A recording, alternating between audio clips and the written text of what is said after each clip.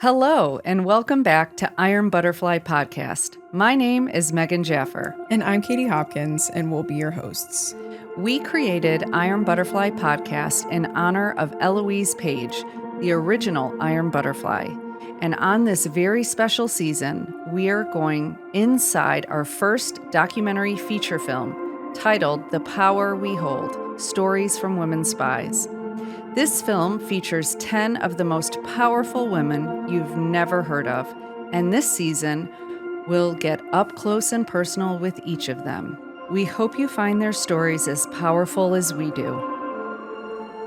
Hi, I'm Dr. Julia Mossbridge, and I'm here today to introduce the amazing and astounding Carmen Medina. But before I do, just briefly, so you know why I'm here, let me tell you a little bit about myself. My small boutique consulting firm, Mossbridge Institute, is sponsoring this show so I can get the word out about our new book, Have a Nice Disclosure. But first, here's a little bit about me, and then I'll tell you about Carmen. I was trained in cognitive neuroscience, and I got really interested in human development in terms of human thinking and human emotion, cognition, and especially exceptional human performance. So capacities that we don't even consider a possibility, like psychic stuff. And so I got very interested in that and why the intelligence community wasn't using those capacities now. And so I talked to a friend who I met him at some kind of like DARPA-funded project about AI and consciousness back in 2017, Jonathan Moreno. And I said, I'm interested in the intelligence community and why they're not using this ability. He says, well, you need to meet someone in the intelligence community. Have you met Carmen? I was like, what do you mean Carmen? She only has one name? He's like, well, everyone knows her. And so he introduced me to Carmen Medina, who ended up introducing me to many people, but also just talking to me regularly. And we became buddies just about what is the deal with these exceptional human capacities. Are they real, and can they be applied towards intelligence? And that is always my question. And I ended up recently writing a book related to it called Have a Nice Disclosure, which is about the process of people recognizing that there are different ways of getting information. And some of them can be from direct access to what I call the informational substrate of the universe. And then some of them can be indirect, like talking to someone or reading something on a computer screen. But the direct methods are profoundly useful. My volunteer work so far volunteer work with the intelligence community is about bringing unconditional love and exceptional human capacities into intelligence work because they're very powerful. I hope to continue doing it. I'm really enjoying it. And it's all because of the person we're going to have on the episode today, Carmen Medina. So I'm super excited, obviously, to introduce her. I want to say all the external things about her that you can see on the outside, and then there's internal things that I think are also really important, right? They're both important. So the external things are things like super impressive things, like she was at the 32 years at CIA, retired as a senior federal executive. Specifically, she was the deputy director of intelligence at CIA. She is currently serving on the National Security Institute, on the visiting board at National Intelligence University. She was appointed to the Public Interest Declassification Board by President Biden, continues to serve today. She is the co-author with Lois Kelly of Rebels at Work. So those are some external things. Internally, which is always where the juicy stuff is, she is a champion for people who are themselves and who are focused on bringing what they have to offer and their uniqueness to the world of intelligence, but beyond that, to the world of technology, and beyond that, to the world. She is a co-panda with me on Pandas Playing Cello, and what we're doing there is trying to get all these different juicy ideas that exist in the world and work with them and think about them regardless of where they come from. She is absolutely devoted to the goodness without being too woo-woo or idealistic about it. That's my job.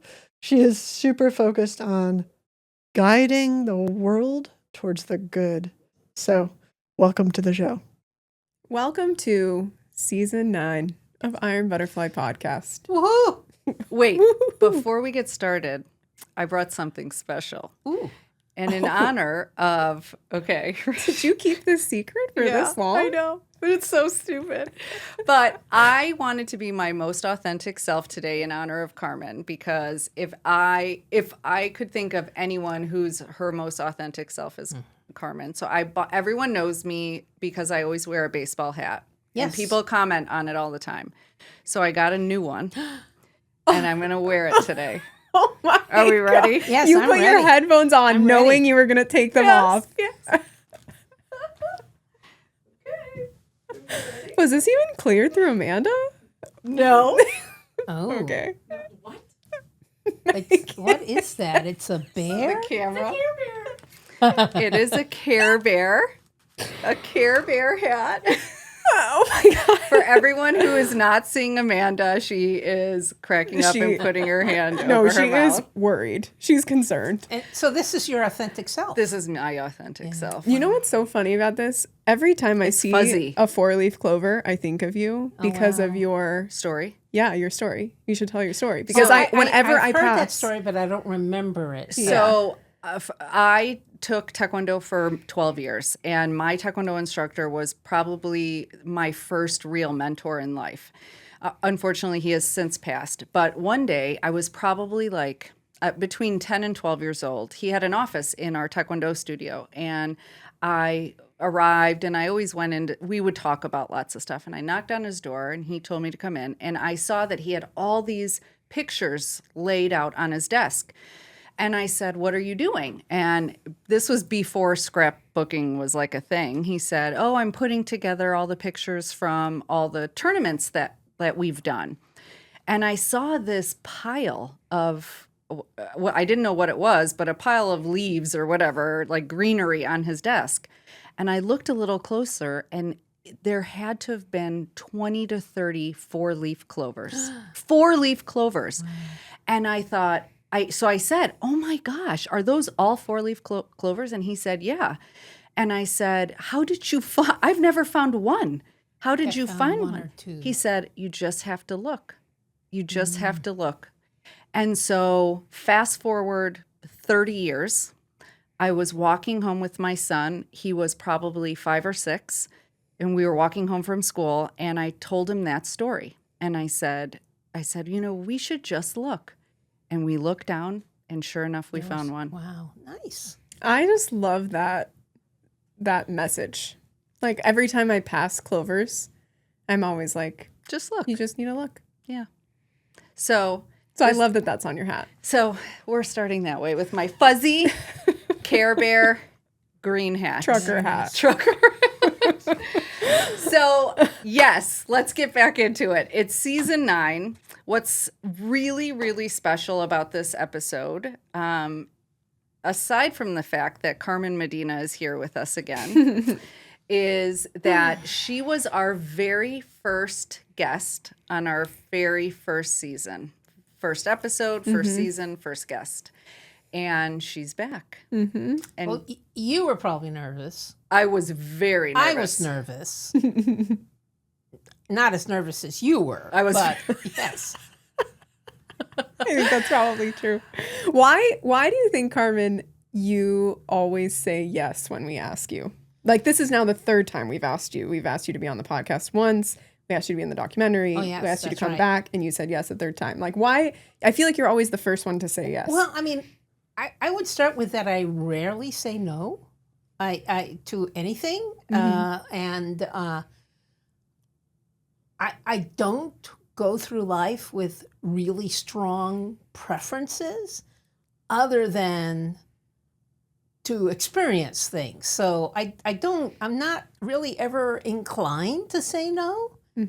And kind of looking at it from the perspective of why do some people with our career backgrounds have a tendency to say no? And they're thinking of protecting their equities or protecting their standing or their gravitas. I don't know, whatever. And I have always been the absolute worst bureaucrat ever. I hated being a bureaucrat. And we can unpack what being a bureaucrat means, but first and foremost, it's inauthentic. Unless you're some poor creature who naturally likes to be a bureaucrat. And I feel sorry for you. But and so all the reasons why I would say no never even come to mind. I mean, I've been in situations at work, I can't remember any specifically, but I know something happened and then maybe I got admonished for what I did, or I got into trouble, or it didn't come out the way I wanted it. And my whole reaction is, I never saw that coming. It's kind of like, oh, well, it didn't come to mind. I do think it's so true that it is very rare to see people in this career field who approach the world with as much openness as I think you do. Well, that's quite a compliment. I think curiosity is like a huge quality that I have. And I like it, when I'm constantly reading these days, 5 habits to avoid getting any older. And Oh my God. there's like YouTube, there's these fantastically hysterical YouTube channels by old men or old women talking about, and they're just demonstrably old. I'm not making a subjective judgment there. And they're talking about their hints for, cooking 5 meals with less than $2 or whatever. But anyway, I digress. But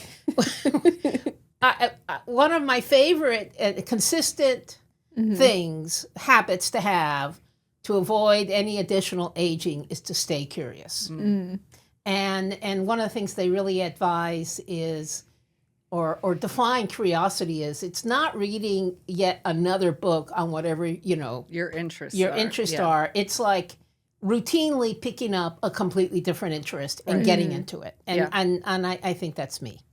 I love that as a definition of curiosity. No, me too. Because what does that mean? And so I like that. Yeah. So I think people are going to ask, and we can just get this out of the way. Why are we talking to Carmen again? Other than because of her incredible That's a good question. story. We know. I don't know. I don't know. So we should share that. She's like, I really don't. Just again? Every time I say yes doesn't mean I don't regret it.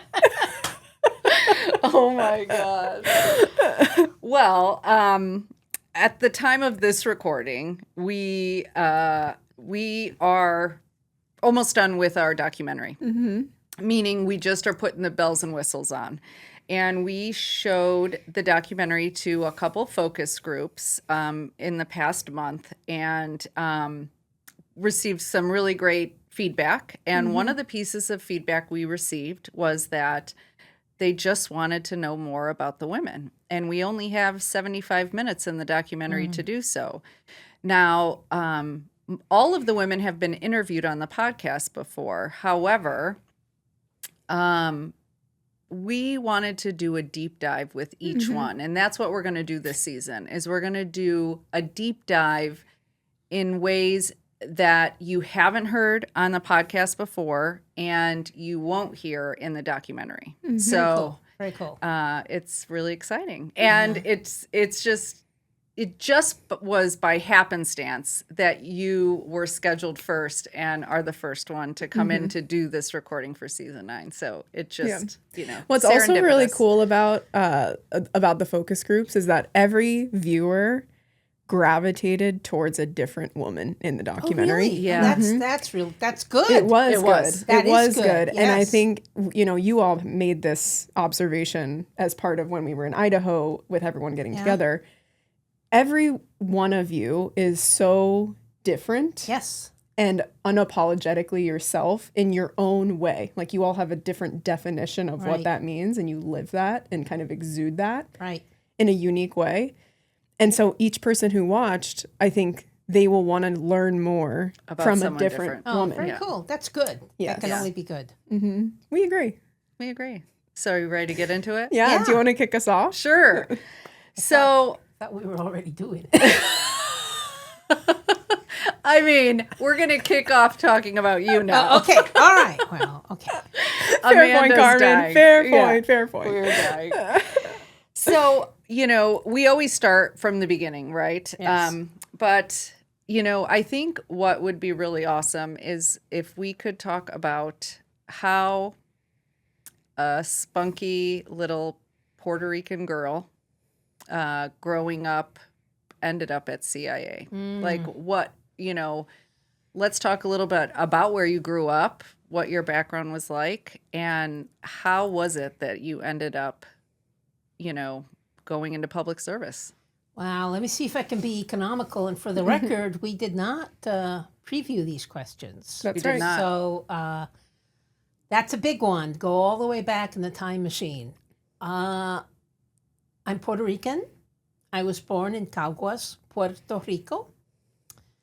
And I wish I had like 4 bullet points to organize my comments around, but I don't yet. So my dad was a sergeant in the Army. Actually, he was probably a corporal in the Army when he married my mom.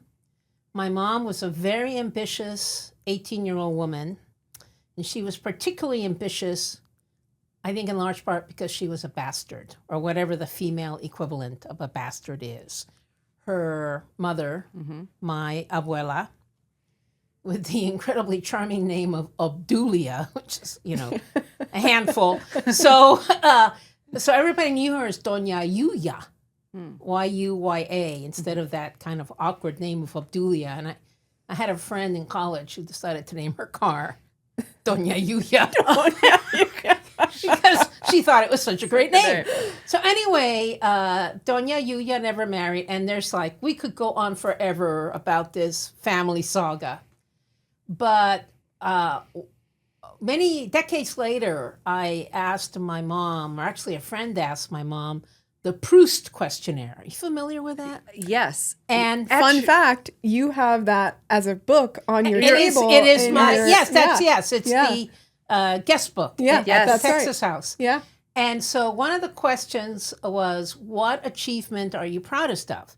So a friend of mine interviewed my mom, and that's the only way I found out, because I had never asked my mom this question, that her greatest achievement, or the greatest achievement in her lifetime, the historical achievement that she was most happy with, was when Puerto Rico passed a law in the 1940s that allowed illegitimate children to take on their father's last names.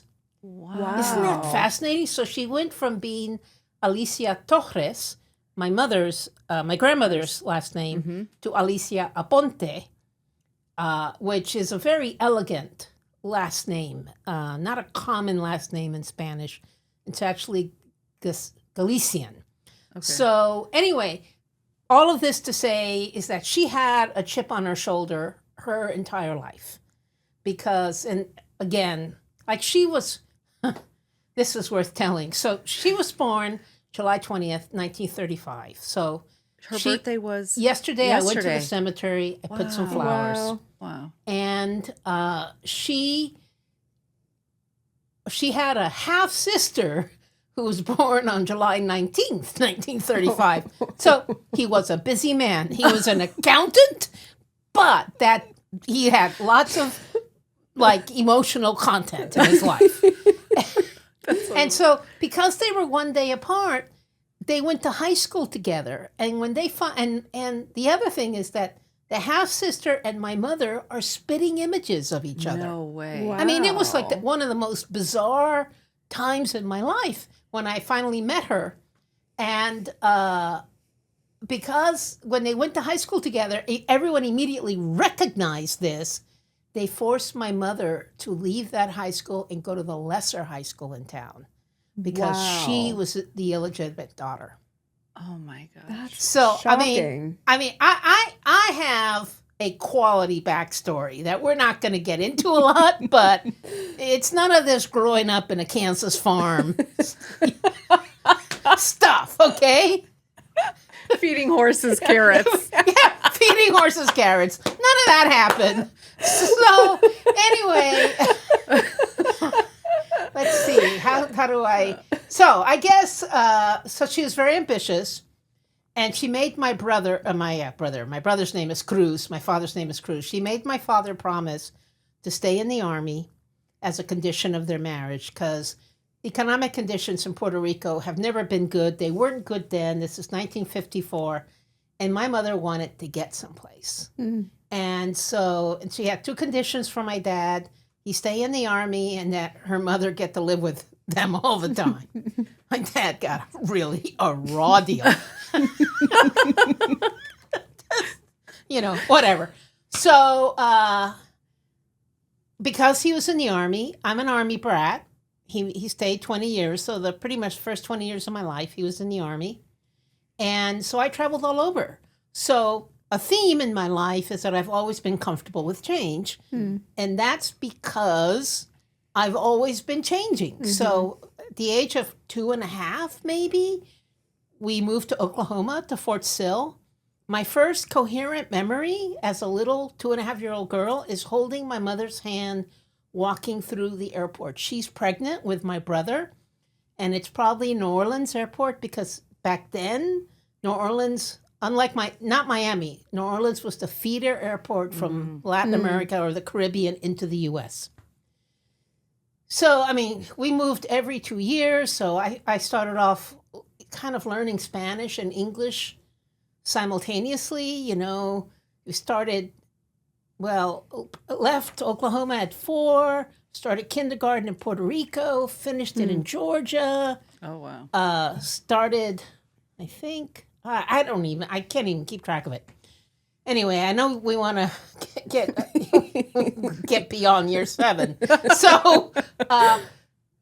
So I think, but that's a big theme. Yeah. Being comfortable, constantly having to do change.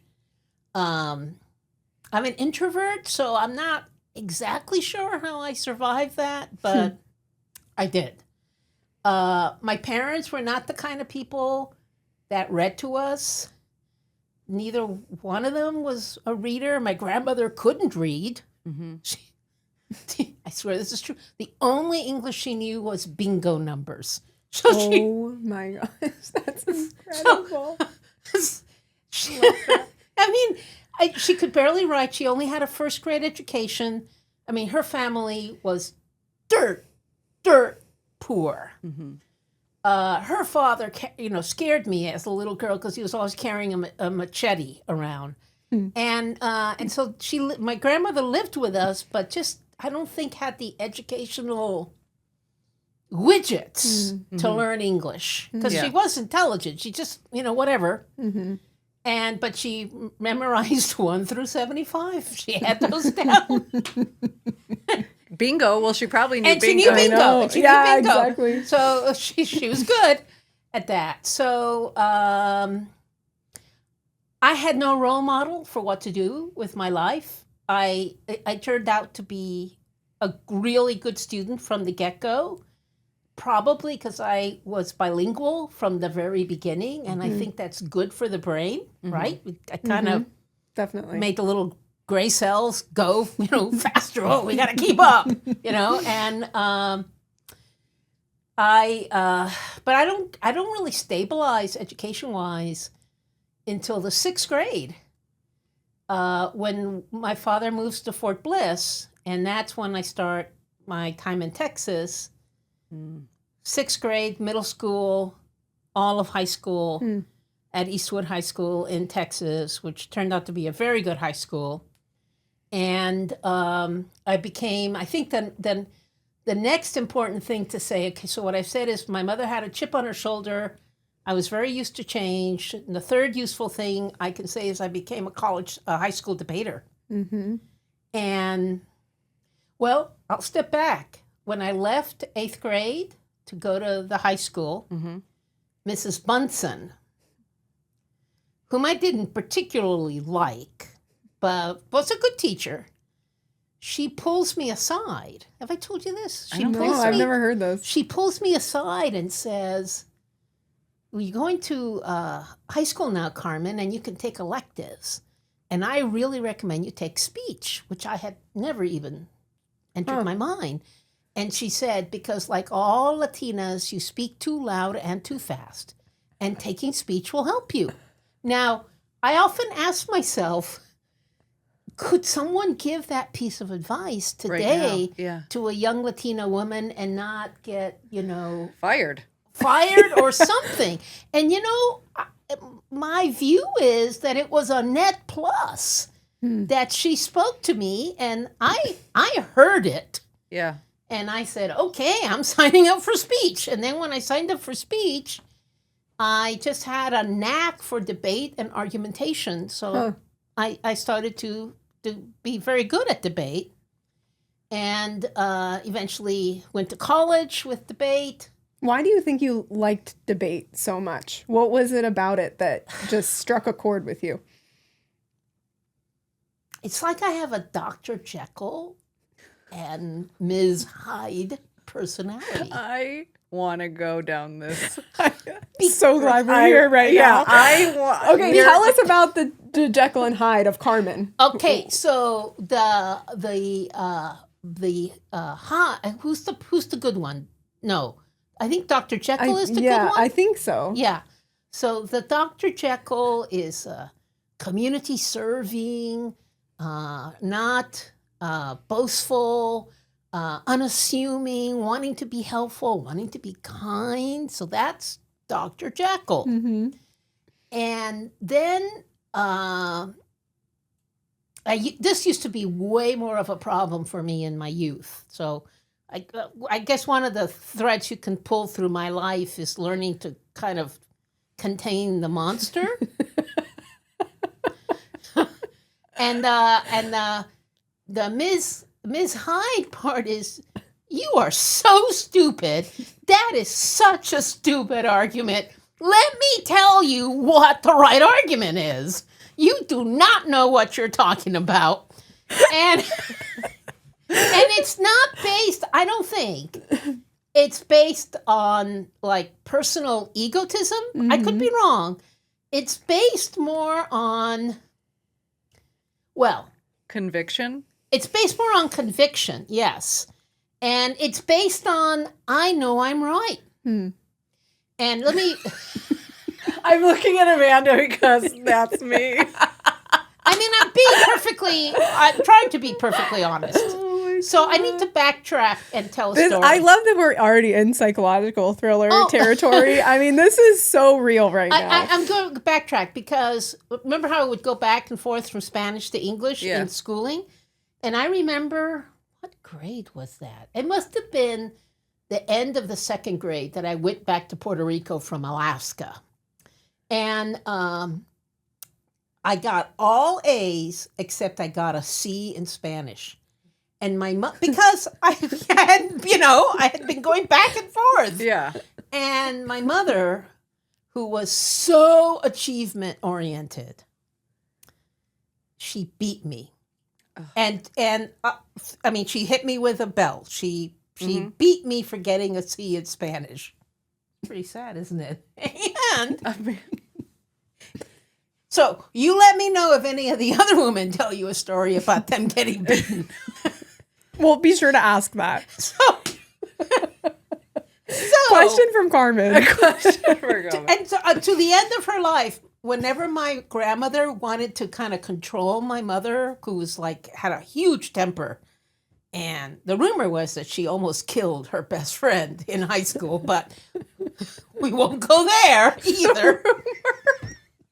I met your mother. I met 0% of the listeners have any idea they were going to be here. Yes, and here we are. So, oh my God.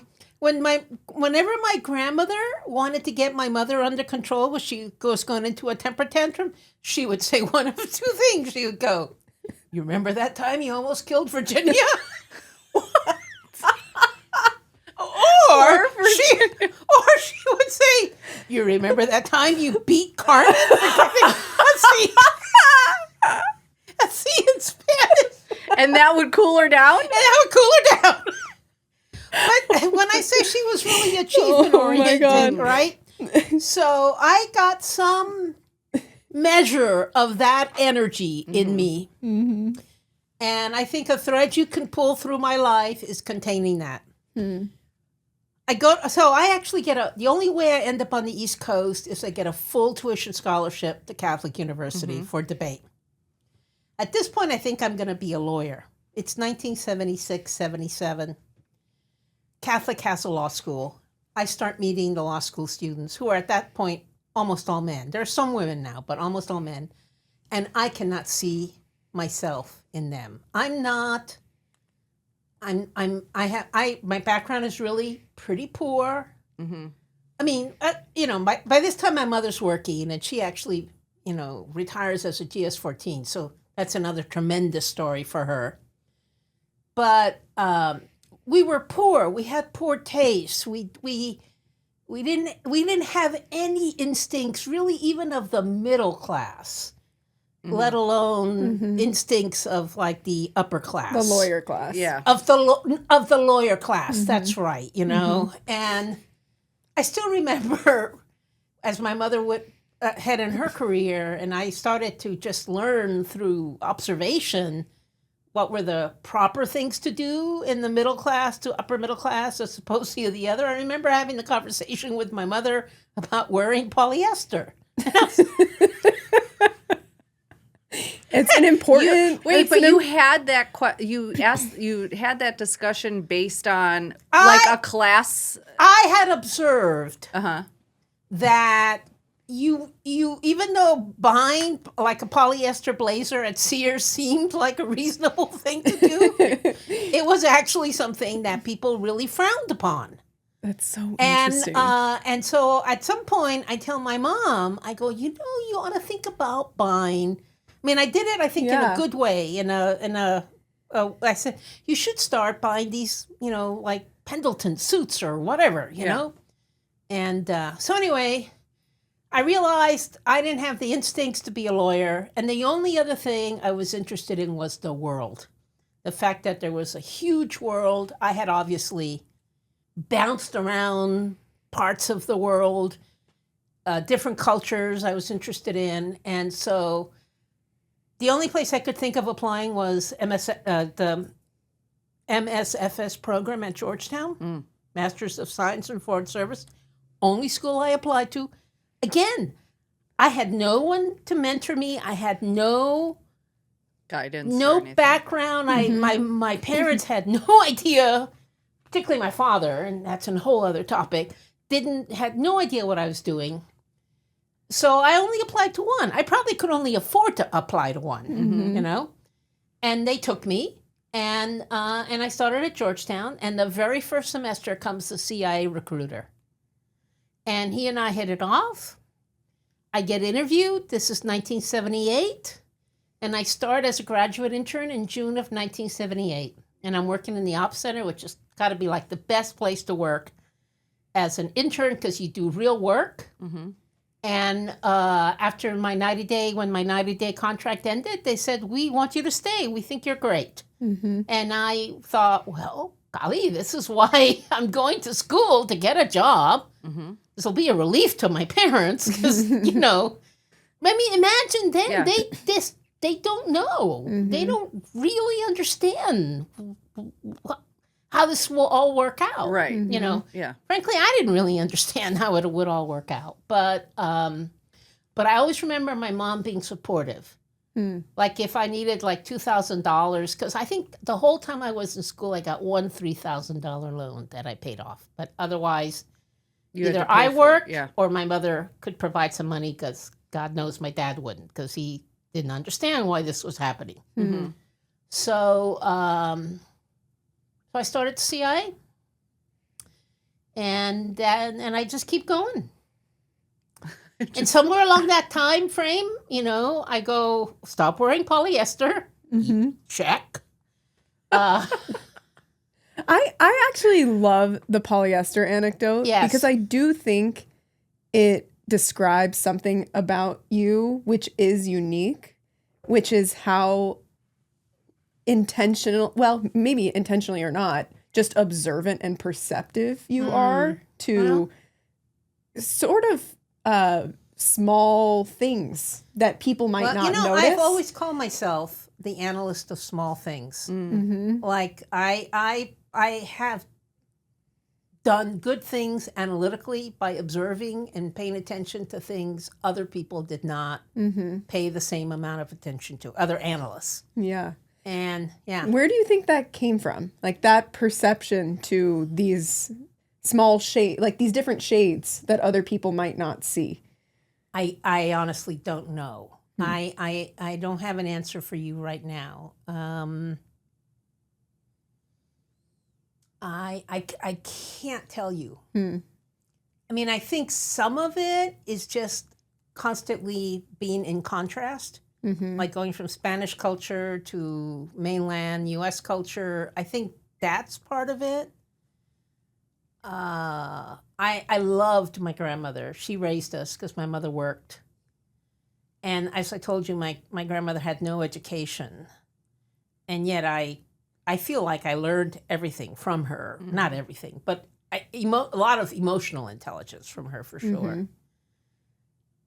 So I don't know. I don't know what I have. I can't answer that question. Yeah, Wow. it's really interesting because I feel like you, in all the stories that you tell, I mean, the polyester is one example, but you even can notice like body language shifts that I think other people can't notice. Yeah. I just feel like when everybody in a room is looking at something, you're looking at something else, which is interesting. And part of that may have been just a survival skill that I developed moving from school to school. Yeah. Because really what this meant is that every 1.5 to 2 years, I think the longest I ever stayed in a school was 2.5 years before the 6th grade. I had to, I just had, I survived by noticing things. So I'll tell you a quick story. So, it's from, so I've gone from Puerto Rico to Georgia, I think. And so I think I started 1st grade in Puerto Rico and I ended it in Georgia, something like that. But I was at that key Dick, Spot, and Jane inflection point, right? So we're doing out loud reading, which I feel is a great loss in our lives when we stop reading out loud. I'm saying this honestly. Yeah. And so I'm just into school, and I'm the little Puerto Rican kid, and I raise my hand and go, I volunteer to read. I didn't say that, but you know what? I'll do it. And so I start reading, and what I had noticed, I was paying attention to the figures on the page and the sounds that people were making. And so there was one of these Dick and Jane stories where Jane had a birthday and Dick and the mom and the dad and the grandparents had given Jane presents. So Jane was thanking them all for the presents. And this was the part that I was reading. So I had noticed that the letters THANK had a certain sound to them. But what I had mistaken was that I thought the letters THANK were the total thank you. And that YOU was an extra U. Okay. Didn't know why it was there, but there it was. So that becomes my section to read. And I go, thank you, Dick. Thank you, father. Thank you, mother. Thank you, grandmother. And thank you, grandfather. And I gotta say, to the teacher's credit, she let it go. Because she was a good teacher. She goes, oh, wow. That's a new way to That's You incredible. can just imagine the teacher going, That's incredible. this is a delicate moment. So, right? I'm not going to pull her up short. Well, you probably did it with such confidence. Yeah. Yes. And so she couldn't pull the rug out on And then I remember doing something similar when I was in Germany, and we had to take an hour of German every day, and I just took off, like, I know what this says. Oh my Oh gosh. my gosh. That is That's so amazing. So anyway, good. that is the whole long story of how you got there. I got there. Back then, it was not easy to switch jobs. Yeah. And I liked the job. I found it intellectually very captivating, interesting Yeah. from the get-go. So you talked in the documentary, a lot of what we ended up selecting from your interviews was a couple of the stories that you told about your time working on South Africa. And so I'm curious if there are any other really memorable kind of moments from your time, whether they were leadership lessons or analytic lessons or philosophical lessons. From South Africa? No, just from anything other than South Africa, because listeners have already maybe heard you talk about. So if I don't talk about those. Yeah, so what are some of your other moments that stick out? There are so many. The one that first came to mind was I'm working, and just stop me if I told the story, but I've just gone like on the first rung of middle management. So I had been a team chief and now I'm a deputy division chief. Mm-hmm. And I'm no longer working on South Africa. I'm the deputy chief of the Cuban Caribbean branch. And the Berlin Wall has fallen and Gorbachev is, busy causing havoc. And all the Ceausescus have been brutally murdered. So all of the people are expecting, and I think this is the first Bush administration, they're all expecting Castro to go. And they all hate Castro. And the analysts believe that the administration is wrong, that Castro, and they were correct. Castro is different. There's a different dynamic there. He's not like the other inauthentic East European puppet regimes. Castro was actually an organic Cuban phenomenon. And but we were constantly getting into trouble because they were writing pieces that were not well received. And so, of course, what happens when you're an analyst, the worst thing that can happen is for people to stop listening to you, for you not to have any impact. So what I start thinking is, okay, how can we adjust the language that we're using and the phrasing so we're still delivering our bottom line, but we're not so in your face about it.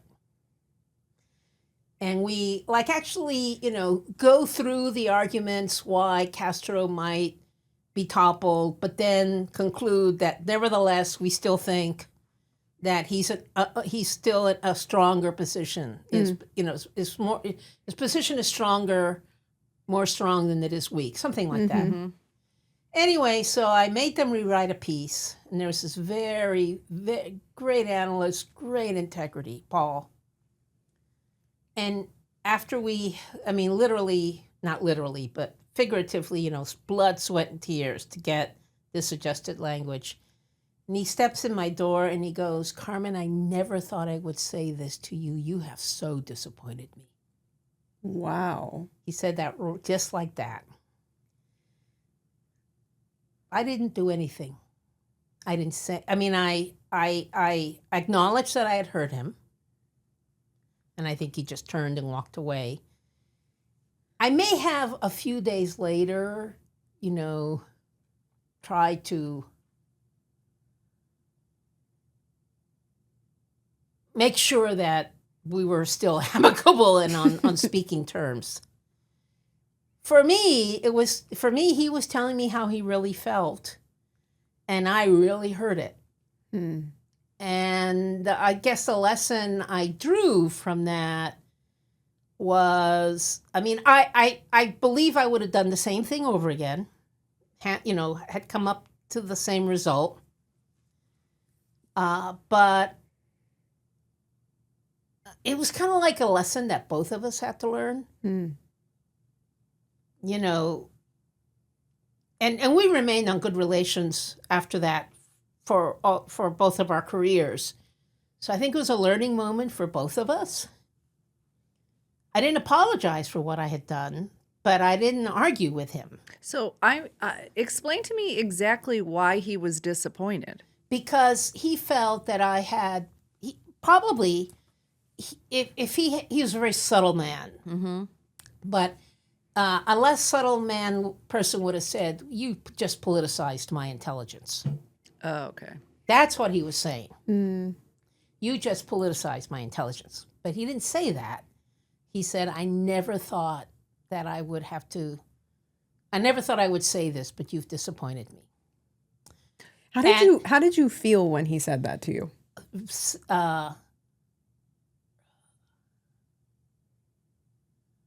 I wish that had not had to have happened. That's how I felt. I felt stung.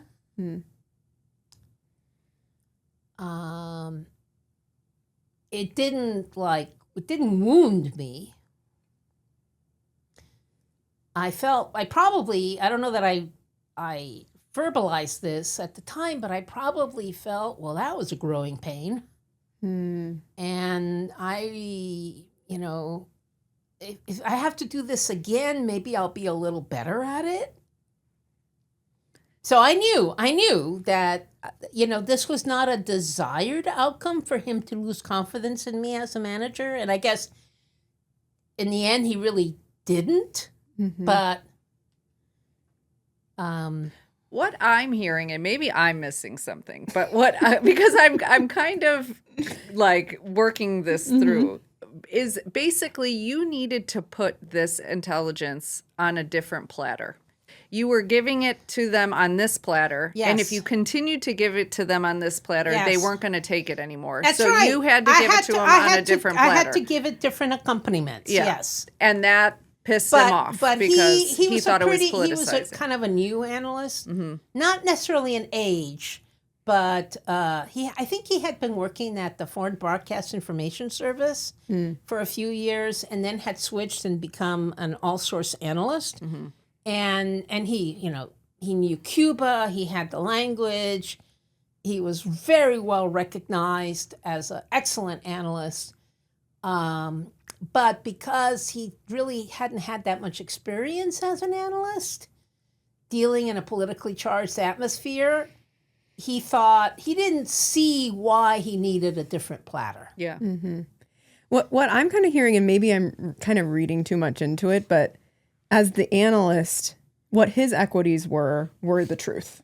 That's right. His equities were the truth. But I think as the leader, you were sort of responsible for the system in a way. Yes, of course. And so I think it required different, and so he kind of, I'm guessing maybe, knew you as a person. Yeah.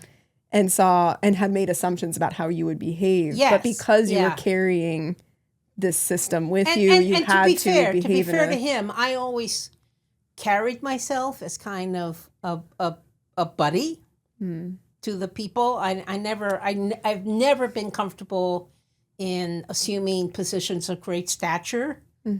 I feel it's a little silly, and I'm much more. I've always been much more comfortable in discussing the situation, kind of as equals, basically, and so when I had to act like the boss, it was it's never smooth. I didn't really get better at acting like a boss until I got the more important positions. And then I realized, I like being strategic. That's what I like. That's more fun. Yeah. I think I got better bang for the buck doing that. Thanks so much for being here. You're going to hear more. Don't worry. Carmen's back for a second episode. Tune in next time. Thank you for listening to a special episode of Iron Butterfly Podcast, which ventures inside the world of our documentary, The Power We Hold, Stories from Women Spies. We might be coming to a film festival near you. To follow along on our journey, follow us on YouTube or Instagram, or visit our website at www.ironbutterflymedia.com. And if you like the show, please be sure to rate, review, and subscribe. Stay fierce, and we'll talk next time.